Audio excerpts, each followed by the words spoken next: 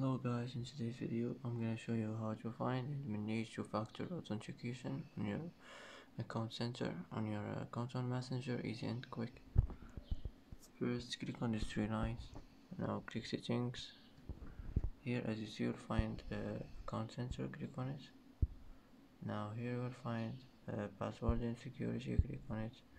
Now here you'll find two-factor and authentication, and here you can manage it. You can here type your password and click continue, and that's it. And that's it for today's video. If you like this video, don't forget to like and don't forget to subscribe. I hope this video is helpful for you, and thanks for watching until the end, and see you in the next video.